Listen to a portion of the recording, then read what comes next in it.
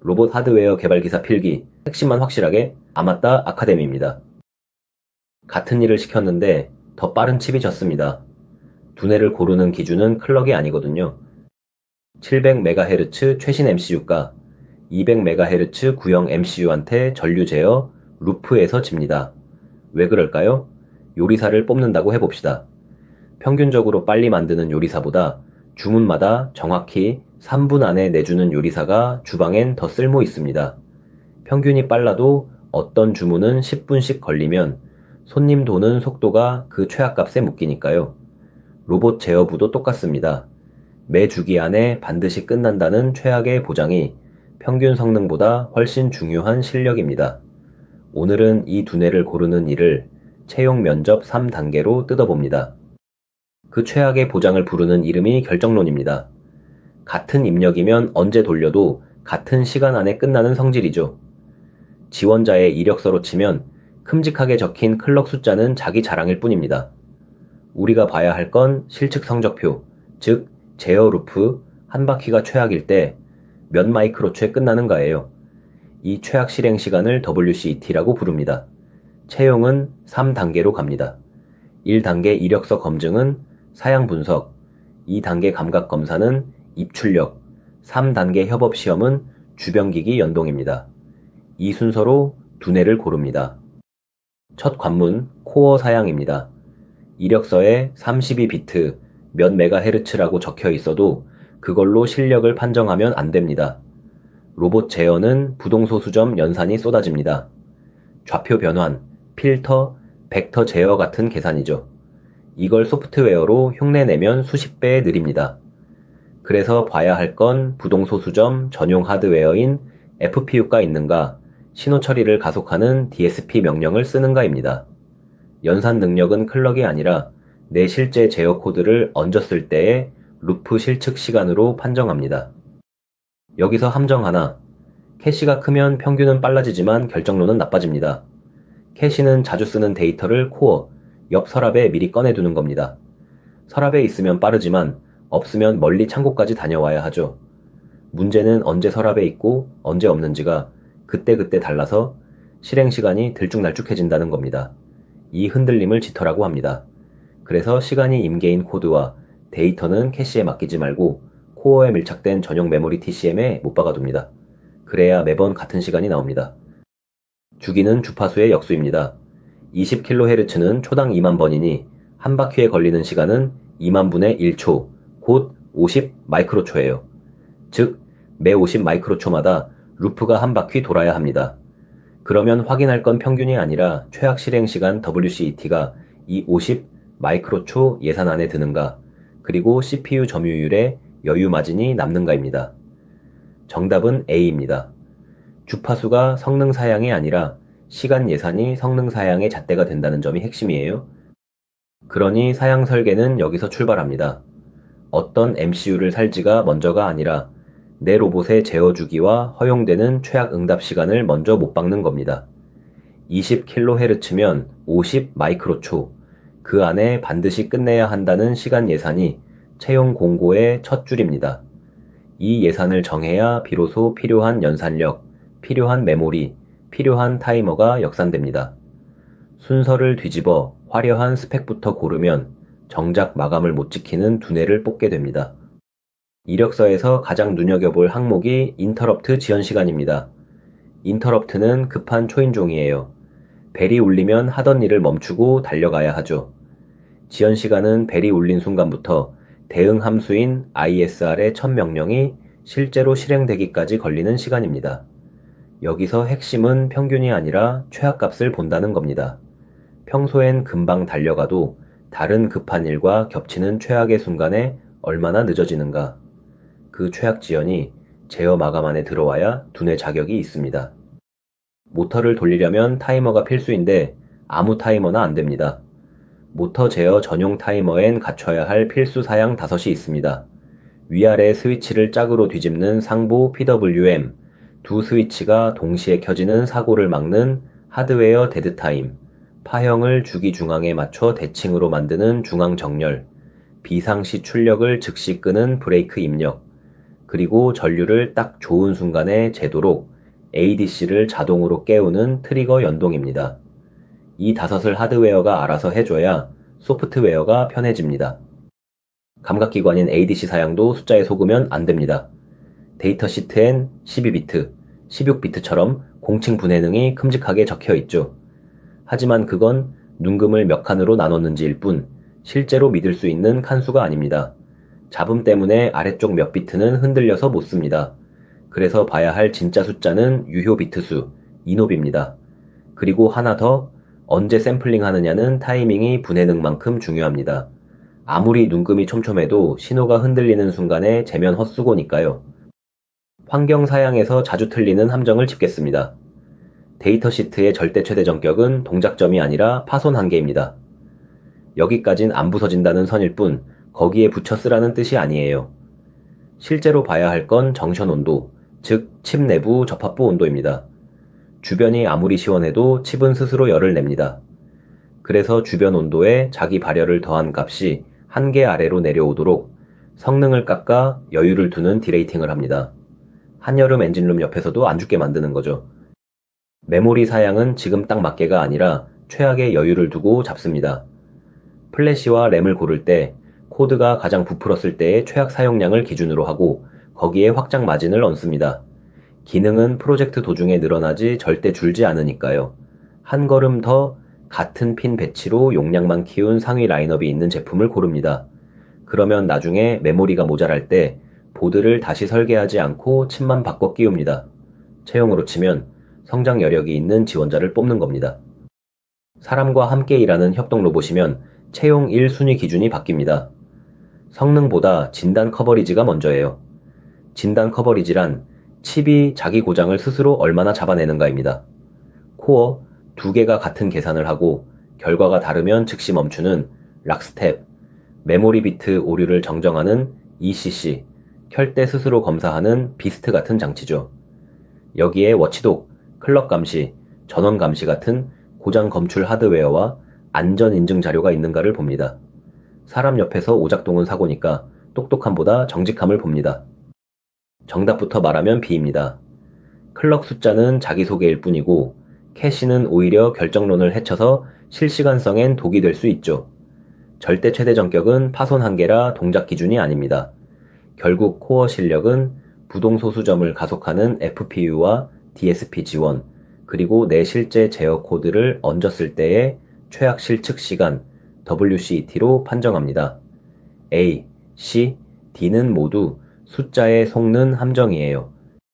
이력서 검증을 통과했으면 이제 2단계 감각 검사입니다.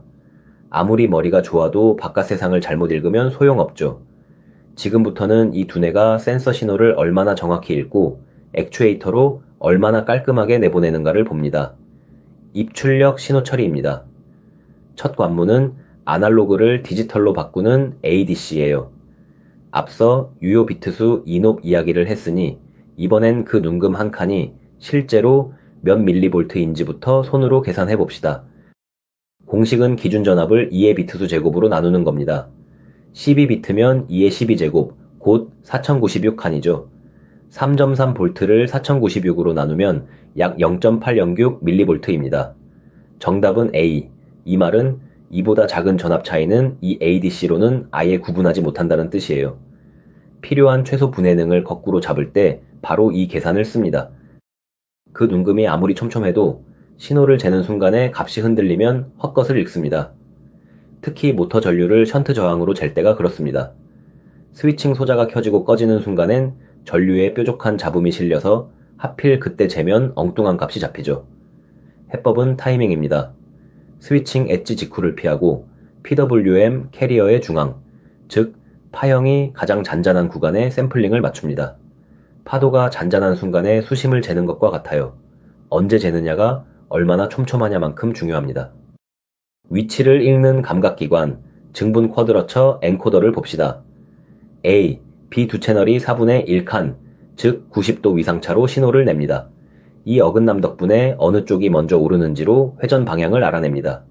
그리고 A와 B의 오르내림 엣지를 모두 세면 한 칸을 4번 쪽에 세는 셈이라 분해능이 4배가 됩니다. 다만 이 엔코더는 지금 몇 칸 움직였다만 알지 절대 위치는 모릅니다. 그래서 전원을 켜면 기준점을 한번 찾아가는 호밍 절차가 반드시 필요합니다. 리밋 스위치 같은 기계 접점은 딱 한 번 눌러도 실제론 여러 번 튑니다.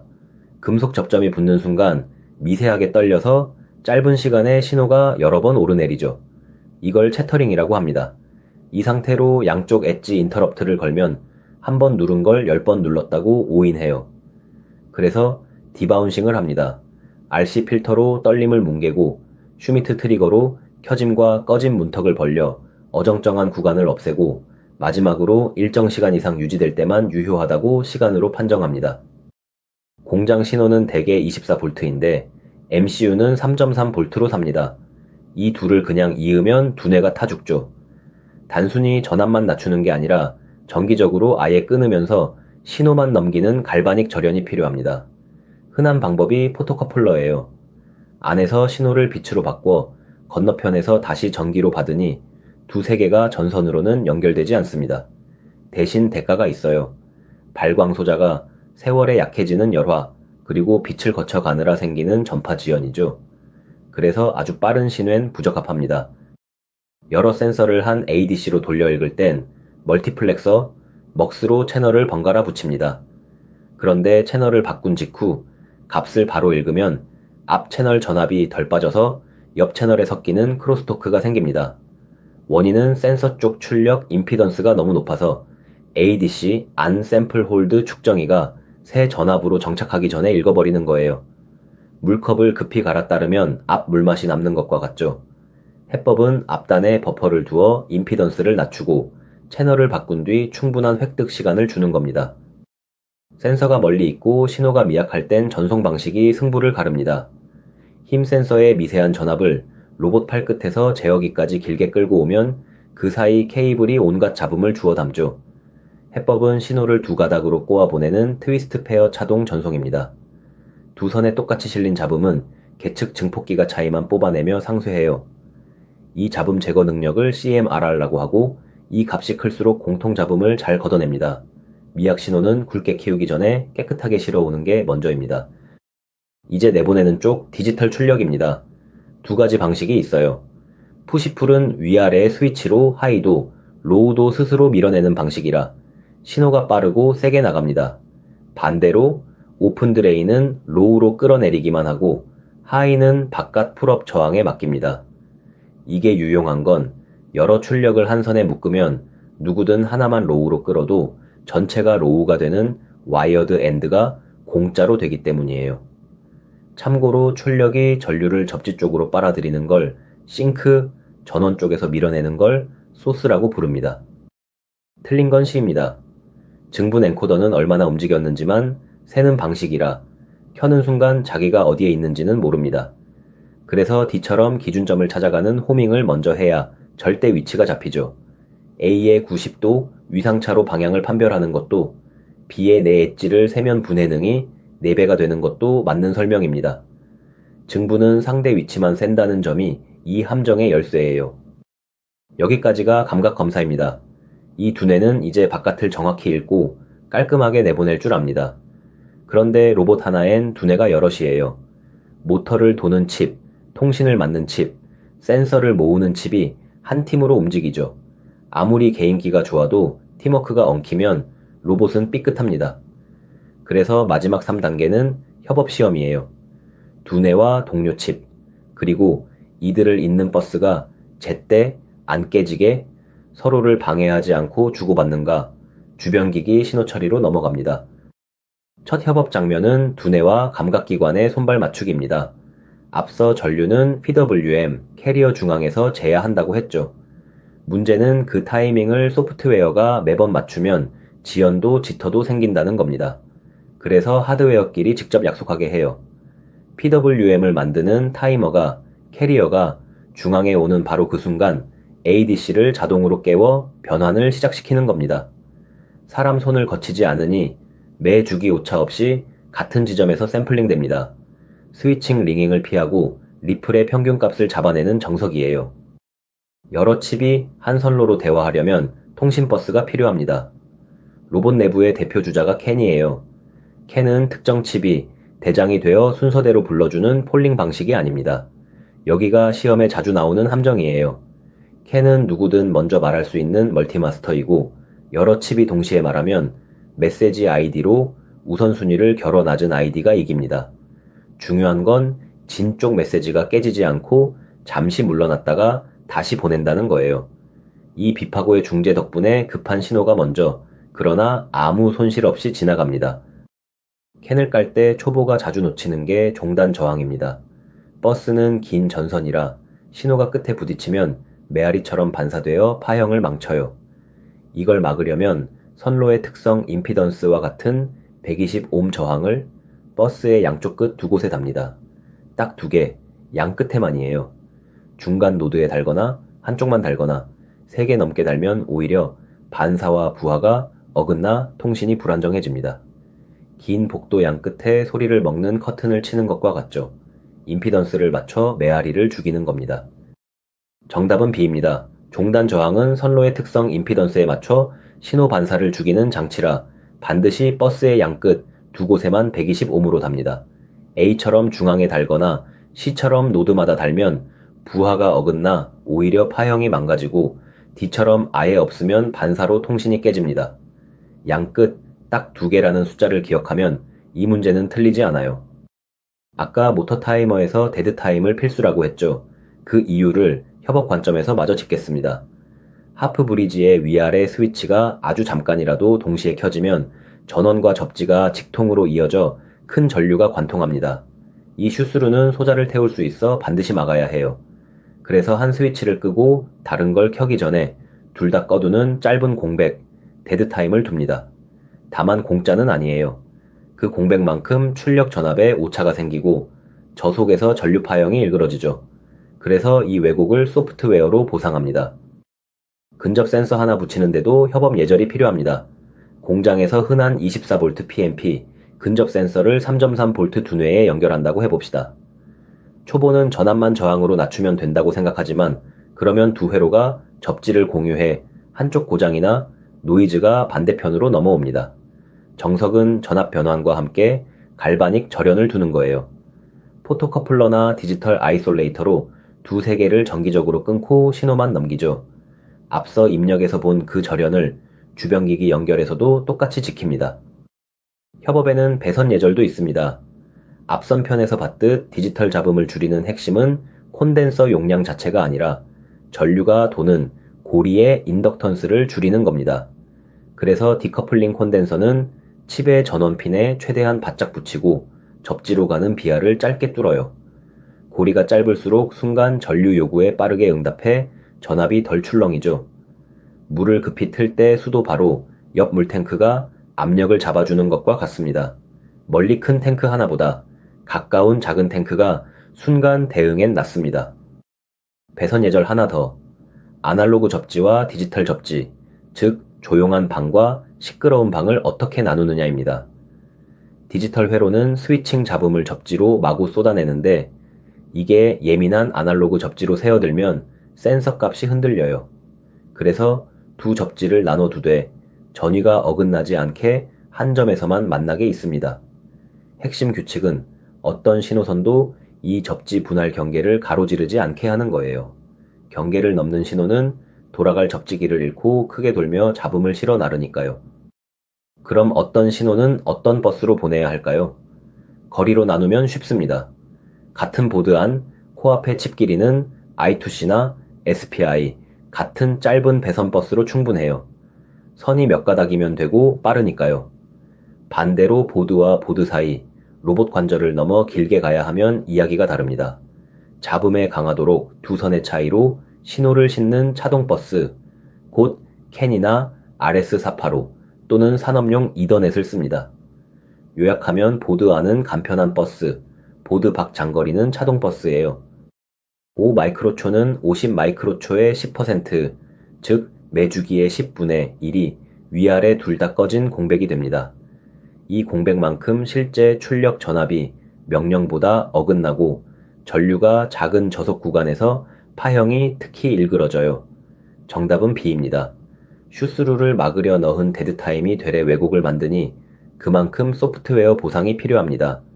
데드타임을 늘린다고 슈스루가 더 나는 건 아니고 스위칭 주파수나 ADC 분해능과도 무관해요.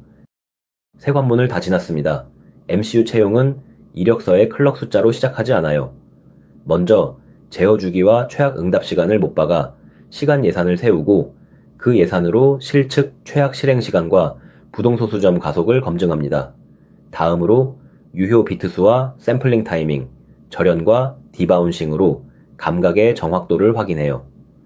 끝으로 하드웨어 트리거 동기, 비파괴 중재 버스, 종단과 접지 규율로 팀워크를 봅니다. 결국 좋은 두뇌란 빠른 두뇌가 아니라 매 순간 마감을 지키고 동료와 안 깨지게 협업하는 두뇌입니다. 여러분의 구독과 좋아요는 다음 학습 영상을 만드는 힘이 됩니다. 아마따 아카데미가 합격까지 함께하겠습니다.